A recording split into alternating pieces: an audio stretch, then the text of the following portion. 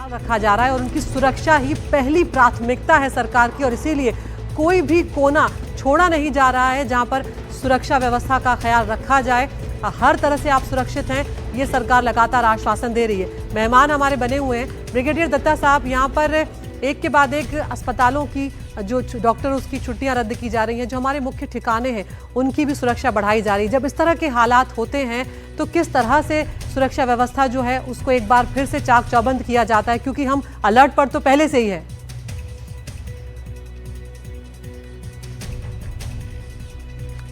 देखिए, अगर युद्ध की स्थिति आती है तो उसमें ये बात जाहिर है कि कैजुअल्टीज काफी होती हैं और उनके सही उपचार के लिए हमें मेडिकल अथॉरिटीज की जरूरत पड़ती है।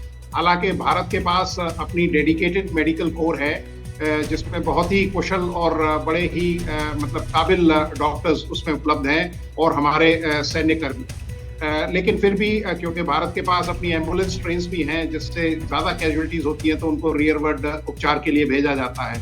लेकिन मेरा यह अनुरोध रहेगा जो बड़े बड़े हॉस्पिटल्स हैं कि वो कुछ अपने जो बेड्स हैं, या पहली बात तो डॉक्टर्स की 100% अवेलेबिलिटी रखें, दवाइयों का जो भंडारण है उसको पूरा रखें, और खासकर मतलब जो बेड्स अवेलेबिलिटी है उसमें अगर इस तरह की ज़रूरत, भगवान करे ऐसी कोई ज़रूरत ना पड़े, क्योंकि हम चाहते हैं कि हमारी कैजुअल्टीज़ ना हो या बहुत ही मिनिमम हो, लेकिन युद्ध में सब कुछ जायज़ है। तो इन सब चीज़ों को ध्यान में रखते हुए जो मेडिसिन हैं, और ख़ासकर मुझे सन 71 का वो वाक़या भी याद आता है जब लड़ाई में सैनिक जा रहे थे। मैं भी उस समय स्टूडेंट था, तो मेरे फादर खुद 62, 65 और 71 और कारगिल युद्ध में भी उन्होंने अपना योगदान दिया है। तो पूरा भारत इस तरह से उमड़ पड़ता था, जिसके पास जो था, चाहे वो मिठाई थी, चाहे वो फूल थे, चाहे और किसी तरह की चीजें थी, वो भारत ने सैनिकों को दिए। हालांकि आज वो स्थिति नहीं है। भारत एक संपन्न देश है। भारत सरकार भारत की सेना की सारी जरूरतों को पूरा कर रही है, लेकिन जज्बा ज्यादा मैटर करता है, जुनून ज्यादा मैटर करता है, क्योंकि जब जन आवाम का सपोर्ट मिलता है तो आदमी के अंदर उसकी ताकत जो है वो चौगनी हो जाती है। बहुत खूबसूरत बात अनंत यहाँ पर दत्ता साहब, बहुत खूबसूरत बात आप यहाँ पर साझा कर रहे हैं कि पहले जब युद्ध होते थे किस तरह के हालात होते थे, लोग अपनी तरफ से जो कुछ भी होता था सेना के सहयोग के लिए, उनका मनोबल बढ़ाने के लिए करते थे। अनंत जी बिल्कुल, और 71 के युद्ध में हमने देखा भी था थी उस समय के हालात, खैर आर्थिक कंडीशंस कुछ ऐसी थी कि महिलाओं ने अपने गहने तक युद्ध में जाने के लिए सरकार को दे दिए थे, सेना को समर्पित कर दिए थे, और महिलाएं सड़कों पर उतर आई थी। जहां जहां से हमारे टैंक गुजरते थे, हमारी गाड़ियां गुजरती थी,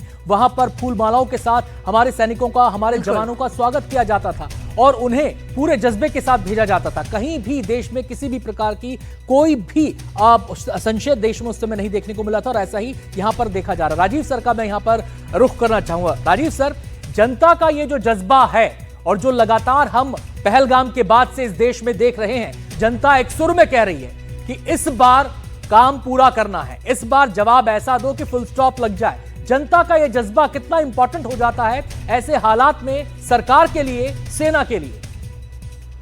देखिए, जो इंडियन आर्म फोर्सेस हैं वो पब्लिक से ही आती हैं। जैसे वो कहते हैं जय जवान जय किसान। आप पूरे अपने एरियाज में देखिए, हर फैमिली में, पंजाब, हिमाचल, जम्मू कश्मीर में हर फैमिली में एक फौजी है। तो हम बेसिकली हम एक नेशन एक साथ हैं। और इस बारी जो आपने देखा है जो पहलगांव में हुआ है, इसमें जो 25 कैजुअल्टीज हुई हैं, 26 कैजुअल्टीज, ये हर राष्ट्र से हैं। तो इस बारी सबका अफरोश इतना है पाकिस्तान आर्मी के साथ, वो कुछ भी करने को तैयार हैं। और उन्होंने बताया है कि भाई इंडियन आर्मी हम आपके साथ हैं, आप जो भी करेंगे हम अपना जो कंट्रीब्यूशन है, जो त्याग है वो करने को तैयार है। ये देख के, जो जज्बा देख के, जो इंडियन आर्मी का जो मोराल है कि उनकी पब्लिक उनके साथ है, तो वो हमेशा उनका मोराल हाई हो जाता है। पर के साथ मैं ये भी बताना चाहता हूँ कि ऐसे ऑपरेशंस में जहाँ की हमने बोला है कि हमारा हर चीज नॉन एस्केलेटरी है, हम लड़ाई को उतना ही बढ़ाएंगे जितना पाकिस्तान बढ़ाती है। मुंह तोड़ जवाब देंगे। बहुत महत्वपूर्ण बात चोपड़ा साहब आप कह रहे हैं। मैं बताना चाहता हूँ कि संयम बरतना बहुत जरूरी है, बहुत इंडियन आर्मी के लिए और इंडियन नेशन को एज सिटीजन ऑफ इंडिया। बहुत बड़ी बात आपने कही यहाँ पर, और यही बात सरकार की तरफ से बार बार कही जा रही है कि हम युद्ध नहीं चाहते, लेकिन अगर पाकिस्तान ऐसी कोई भी हिमाकत करेगा तो वहां पर हम चुप बैठने वाले भी नहीं है। दत्ता साहब, यहाँ पर अब लोगों के मन में संशय भी आता है, घबराहट भी आती है जब जंग जैसे नाम वो सुनते हैं। हमने देखा कि किस तरह से रूस और यूक्रेन का युद्ध है, 3 साल से ज़्यादा वो चल गया। इसराइल और गाज़ा के बीच में क्या चल रहा है वहाँ पर देख रहे हैं, तमाम मासूम लोगों की जान वहाँ पर जा रही है। और जब इस तरह के युद्ध होते हैं दत्ता साहब, तो अर्थव्यवस्था जो है वो पीछे जाती है। पाकिस्तान की अर्थव्यवस्था तो पहले ही गर्त में है, लेकिन हम एक फास्टेस्ट ग्रोइंग इकोनॉमी है। ऐसे में युद्ध भारत पहले भी नहीं चाहता था, अभी भी नहीं चाहेगा, लेकिन आप आगे कहाँ इस सिचुएशन को बढ़ता हुआ देख रहे हैं?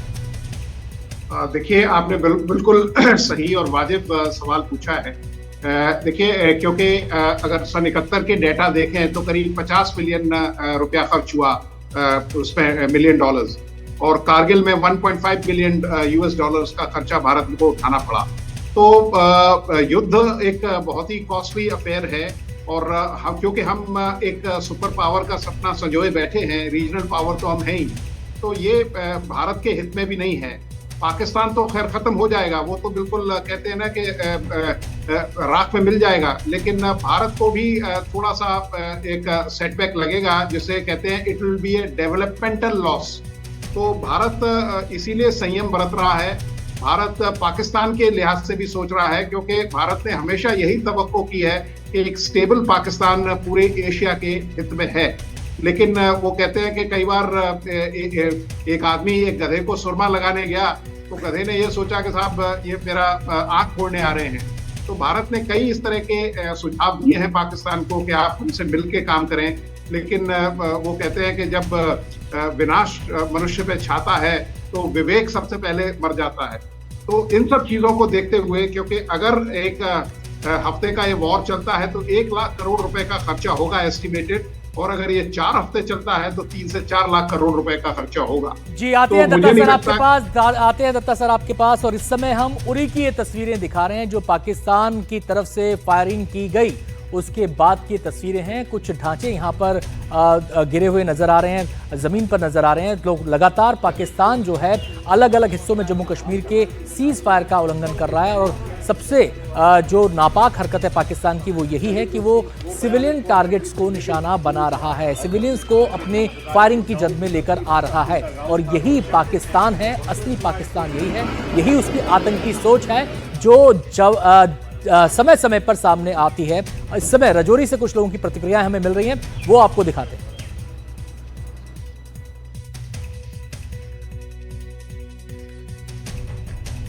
जो पाकिस्तान ने हरकत की है बहुत ही घटिया हरकत की है, तो उसको मुंह तोड़ जवाब मिला है। अगर अभी भी नहीं सुधरेगा तो और मिलेगा, इससे ज्यादा मिलेगा, अभी दुगना करके दिया जाएगा इसको। पाकिस्तान ने जो रात को फायरिंग की, जो हरकत की है, ये एक्सेप्टेबल नहीं है और ऐसा नहीं होना चाहिए। जो भी फायरिंग हुई है इंडिया ने बहुत समझदारी से उसका जवाब दिया है, और इसमें हमारी जो पॉपुलेशन है उसकी प्रोटेक्शन की गई है। सभी लोग बचे हुए हैं, सुरक्षित हैं। जहाँ भी रजौरी में भी हम सुबह मॉर्निंग वॉक के लिए निकले हैं, सब कुछ ठीक ठाक है। मैं यही कहना चाहता हूँ कि डरने की कोई बात नहीं है, आर्मी हमारे साथ है, वो हमारे डट